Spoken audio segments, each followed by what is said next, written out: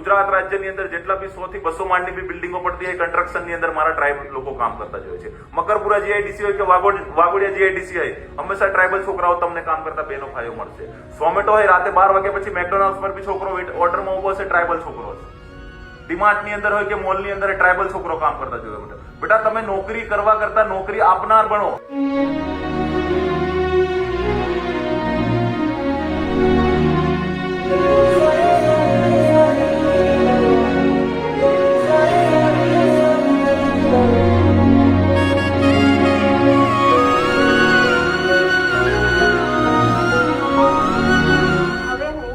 આમંત્રણ કરીશ આપના chief guest the voice of tribal Ganubhai રાઠવાનું કે તેઓ સ્ટેજ પર આવે અને પોતાના અમૂલ્ય શબ્દોથી સૌને માર્ગદર્શન આપે.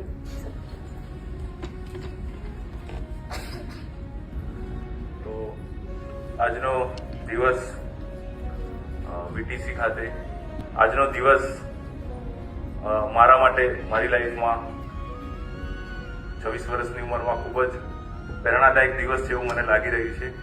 કારણ કે અમે એક બહુ નાની ફેમિલીમાંથી આવીએ છીએ અને અમે એક ગુજરાત રાજ્યના બોર્ડર વિલેજો ટ્રાઇબલ બેલ્ટમાંથી આવીએ છીએ અને અમારા માટે એક ચીફ ગેસ્ટમાં અમારું નામ લખાયું એ અમારા માટે બહુ મોટી વસ્તુ છે. વિચાર્યું નહોતું કે અમે એક દિવસ કોઈ સંસ્થામાં કે કોઈ કોલેજમાં કે કોઈ જગ્યા પર એક યુવાનોનો અવાજ બનીશું.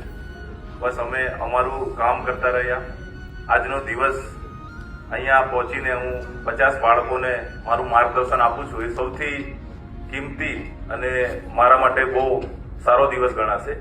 આપણે મા બાપને ખેતી કરતા જોયા છે, મજૂરી કરતા જોયા છે. ગુજરાત રાજ્યની અંદર જેટલા બી 100 થી 200 માળની બી બિલ્ડિંગો પડતી હોય કન્સ્ટ્રક્શનની અંદર મારા ટ્રાઇબ લોકો કામ કરતા જોઈએ છે. મકરપુરા જીઆઈડીસી હોય કે વાઘોડિયા જીઆઈડીસી હોય, હંમેશા ટ્રાઇબલ છોકરાઓ તમને કામ કરતા બેનો ભાઈઓ મળશે. ઝોમેટો હોય, રાતે 12 વાગ્યા પછી મેકડોનાલ્ડ પર બી છોકરો ઓર્ડરમાં ઉભો હશે, ટ્રાઇબલ છોકરો હશે. ડીમાર્ટની અંદર હોય કે મોલની અંદર ટ્રાઇબલ છોકરો કામ કરતા જોઈએ. બેટા તમે નોકરી કરવા કરતા નોકરી આપનાર બનો. હું કશું જ નતું, મારા અંદર ખાલી એક વિઝન છે કે હું કંઈક કરીશ. હું મારા મમ્મી પપ્પા એકદમ મિડલ ક્લાસ ફેમિલીમાંથી આવે છે. મારે 4 બહેન હતી, એક ભાઈ હતો. મમ્મી પપ્પા 30-50 રૂપિયાની ગામે શાકભાજી વેચીને અમને પૈસા કરીને ભણાવ્યા છે. અને અમારા ફ્રેન્ડ બનેલા છે રાહુલ રાઠવા, બી સિનિયર મારા મિકેનિકલ એન્જિનિયર છે. એની ચોપડીઓ હું વાંચીને સ્ટડી કરી.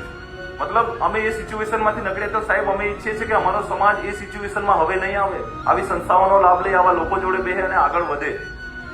તો તમને મેં ખાસ કહું છું કે જો તમારા મા બાપ નાની ઉંમરમાં લગ્ન કરાવતા હોય, 25 વર્ષ સુધી લગ્ન કરવાની વાત નહીં કરવાની.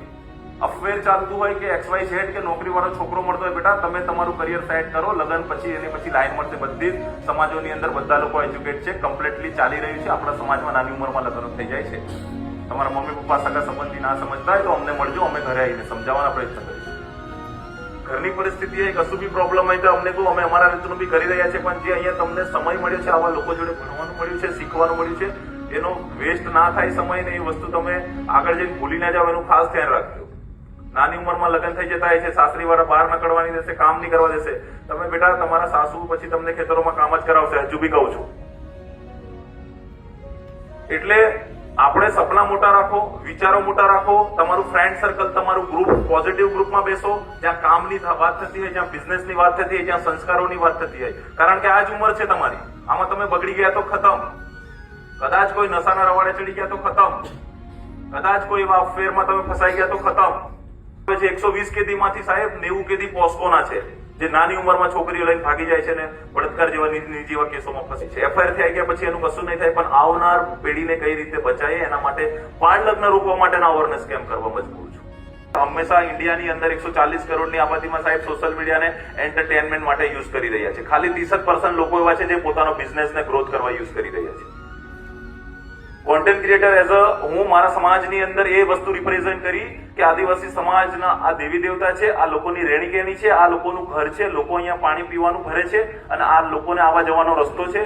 આ એક સમાજ છે, આ જંગલોની વચ્ચે રહે છે. આ જ વસ્તુ મેં પ્રેઝન્ટ કરી. બરાબર? ઓકે. જોહાર, જય આદિવાસી, જય હિન્દ, જય ભારત.